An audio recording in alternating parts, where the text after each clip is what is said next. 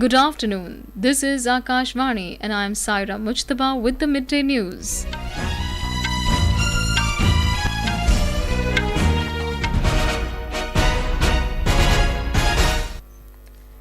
The headlines. Prime Minister and senior BJP leader Narendra Modi says NDA government has lifted 25 crore people out of poverty in last 10 years. Senior Congress Leader Rahul Gandhi assures of financial assistance schemes for women and youth if party is voted to power. Admiral Dinesh Kumar Tripathi takes over as Chief of Naval Staff.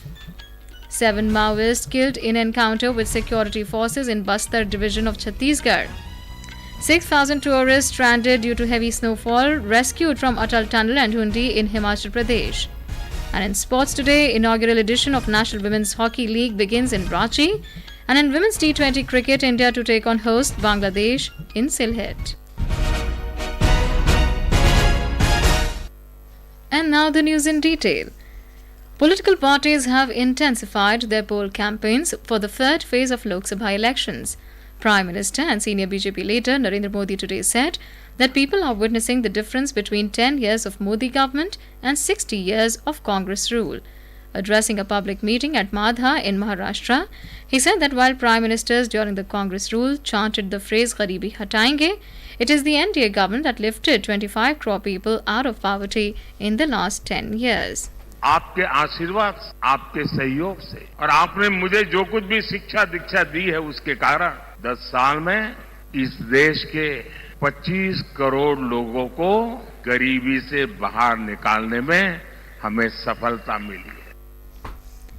Mr. Modi said that in 2014 there were about 100 irrigation projects that were stuck for decades and the NDA government has already executed 63 of them.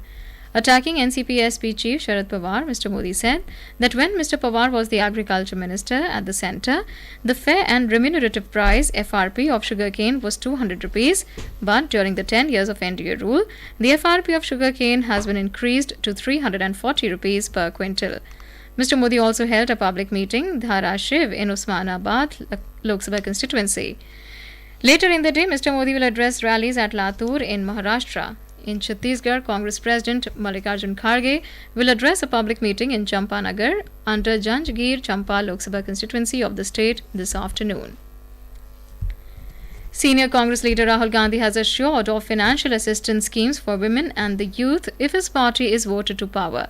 Addressing a rally at Bhind in Madhya Pradesh today, he alleged that BJP is working against the interests of poor people. BJP के नेताओं ने साफ कहा है, अमित शाह ने कहा है, बड़े बड़े नेताओं ने कहा है कि अगर चुनाव में जीत होगी तो कॉन्स्टिट्यूशन को बदल दिया जाएगा, रद्द कर दिया जाएगा. और मैं आपको बताने आया हूं, ये हिंदुस्तान की गरीब लोगों की आत्मा है, इसको कोई नहीं छूने वाला है. दुनिया में कोई शक्ति नहीं है जो इसको बदल सके. Senior BJP leader and Union Minister Amit Shah has accused Congress of spreading misinformation that the BJP will end reservations after crossing 400 seats. Addressing media persons in Guwahati today, he said that these claims are baseless and unfounded.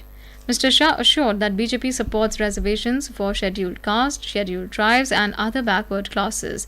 He claimed that the BJP is getting a great response across the country.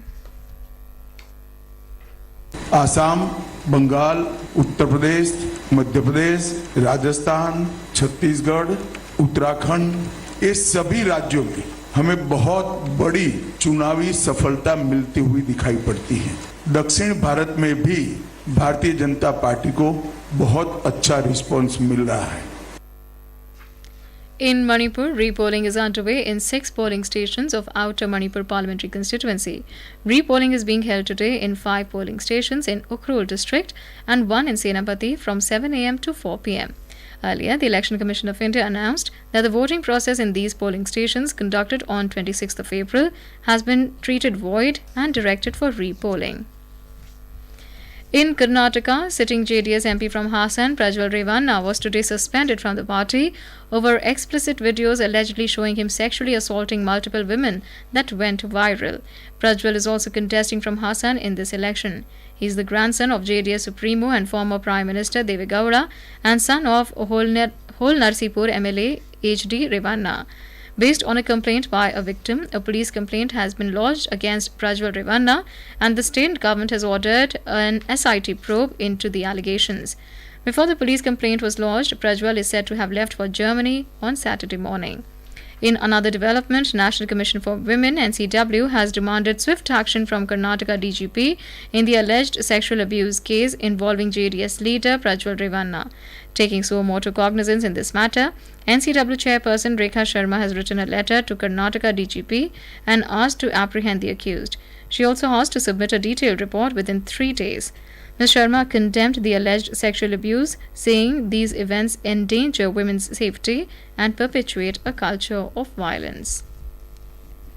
In our series covering profiles of key constituencies across states and union territories during the Lok Sabha elections, today we bring you a report on Porbandar Lok Sabha constituency in Gujarat. Porbandar Lok Sabha constituency, located in western part of Gujarat, is renowned for the birthplace of Mahatma Gandhi. Established in 1977, it has been a significant political seat in Saurashtra region. Over the years, Porbandar has been represented by various members of parliaments from various political parties like Congress, Janata Dal and BJP. Ramesh Bhai Dhaduk from BJP was elected from this seat in both 2014 and 2019 Lok Sabha polls. In this election, BJP has fielded a senior leader and Union Minister Mansukh Mandavia against senior Congress leader Lalit Vasoya. There are total 11 candidates are in the fray on this seat, including 6 independent candidates, whose political fate will be decided by 17,18,000 voters in this constituency. Aparna Khund, Akashvani News, Ahmedabad.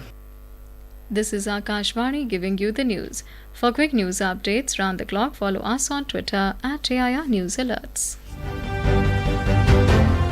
Lok Nirnay 2024, a special program on the general elections, every evening at 7 and repeat broadcast at 9:30 p.m. on Akashvani Gold. Updates of election activities, insights from regions and constituencies, expert opinion and analysis. In the world's largest festival of democracy. Stay tuned to Lok Prasarak ke saath, Lok Nirnay 2024. Welcome back. You're listening to Midday News.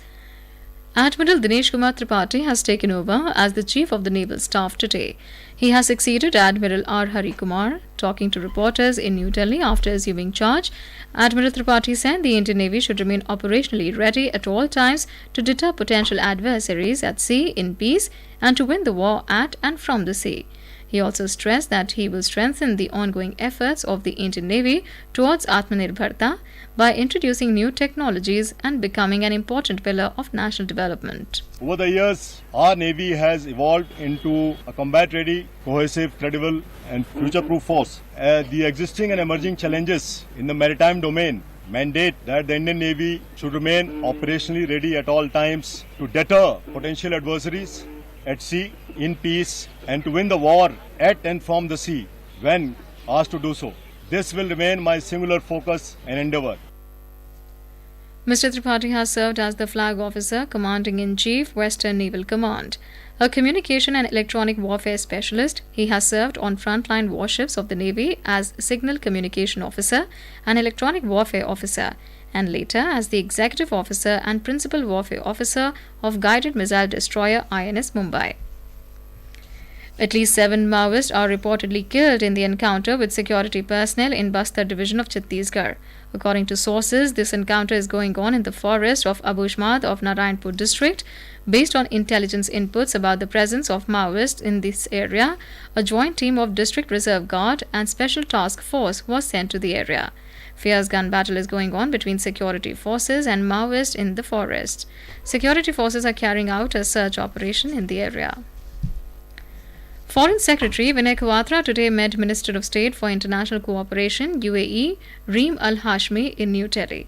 During the meeting, they reviewed the entire gamut of multifaceted bilateral relations and discussed avenues to further deepen the India-UAE Comprehensive Strategic Partnership. Due to heavy snowfall in the tribal district of Lahore Spiti in Himachal Pradesh, day-to-day life has been affected. The vehicular movement has come to a halt between Manali-Leh highway beyond Baralacha and between Atal Tunnel and Dhundi due to snow accumulation. Here's more from our correspondent. Approximately 6,000 tourists stranded at Atal Tunnel and Dhundi have been safely evacuated overnight as part of a rescue operation. The risk of landslides has increased in the valley due to this snowfall, and the road is blocked near Sisu due to landslides, with traffic being diverted via Teling. Furthermore, the Chamba-Bharmor National Highway has been closed due to landslides this morning, with efforts to reopen it underway at a war footing. The weather in the state is clear today. However, in the past days, areas at higher altitudes experienced snowfall, while a decrease in temperature was recorded in other regions due to rain and hailstorms. The unseasonal rain and snowfall have caused damage to crops, have also heightened the risk of landslides in the valley. With Ritesh Kapoor from Shimla, this is Chirag Jha, Akashvani News, Delhi. The forest fire situation in Uttarakhand's Kumaon and Garhwal divisions has significantly improved, with effective containment efforts in place. All divisions are now on high alert, with the Forest Department deploying manpower round the clock to monitor and prevent fire incidents. The India Meteorological Department (IMD) has forecast heat wave conditions to continue over South Peninsular India during the next 4 days, including over Telangana, Karnataka, Andhra Pradesh and Puducherry during the next 4 days. These conditions will also continue over West Bengal, Sikkim and Gujarat till tomorrow. In Telangana, heat wave conditions are prevailing in parts of Nalgonda district, with highest maximum temperatures being recorded at over 45 degrees Celsius for the past 5 days. A report from our correspondent. Several areas in various districts across Telangana state are experiencing unusually high temperatures, with Matur in Nalgonda district recording a blistering 45.5 degrees Celsius today. Other areas including Mangapet in Mulugu district recorded 45.1 degrees Celsius currently. Several other places in Nalgonda, Mulugu, Bhadradri Kottagudem, Siddipet, Khammam, Manchiryal and Nizamabad districts also witnessed over 44 degrees Celsius. Within the Greater Hyderabad Municipal Corporation limits, various locations like Sheikhpet, Kukatpalli, Rajendra Nagar reported maximum temperatures as high as 43 degrees Celsius. Meanwhile, the State Public Health and Family Welfare Department has asked the public not to come out unless it is very important. Lakshmi, Akashvani News, Hyderabad.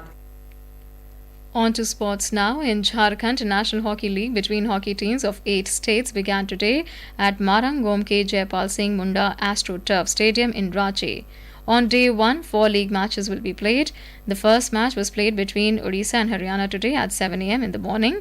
Odisha defeated Haryana by 4 goals against 1. The second match will be played between Maharashtra and Manipur at 4 p.m. Apart from this, there will be a match between Madhya Pradesh and Bengal at 6 p.m. and the inaugural match of the tournament will be played between the host team of Jharkhand and Mizoram at 8:30 p.m. The competition is scheduled till May 9. In women's cricket, India will take on host Bangladesh in the second match of the 5-match T20 series in Sylhet today. The match is scheduled to begin at 3:30 p.m. IST. Harmanpreet Kaur is leading the Indian women's team, while Nigar Sultana is in charge of the Bangladeshi team.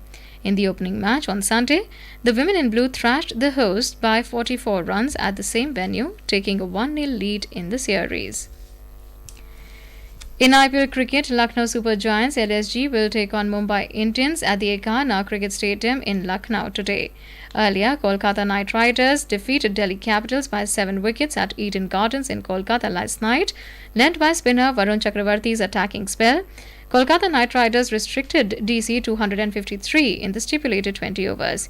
KKR's mystery spinner Varun finished with an excellent figure of 3 for 16 in 4 overs, while Vaibhav Arora and Harshit Rana bagged 2 wickets each. Riding on Phil Salt's impressive 68 off 23 balls, KKR overhauled the target, scoring 157 for 3 in 16.3 overs. Skipper Shreyas with 33 and Venkatesh Iyer with 26 remained not out. And now, before we end the bulletin, the headlines once again. Prime Minister and senior BJP leader Narendra Modi says NDA government has lifted 25 crore people out of poverty in last 10 years. Senior Congress leader Rahul Gandhi assures of financial assistance schemes for women and youth if parties voted to power. Admiral Dinesh Kumar Tripathi takes over as Chief of Naval Staff. 7 maoists killed in encounter with security forces in Bastar division of Chhattisgarh. 6,000 tourists stranded due to heavy snowfall rescued from Atal Tunnel in Dhundi in Himachal Pradesh. And in sports today, inaugural edition of National Women's Hockey League begins in Ranchi. In women's T20 cricket, India to take on host Bangladesh in Sylhet. And with that, we end the midday news.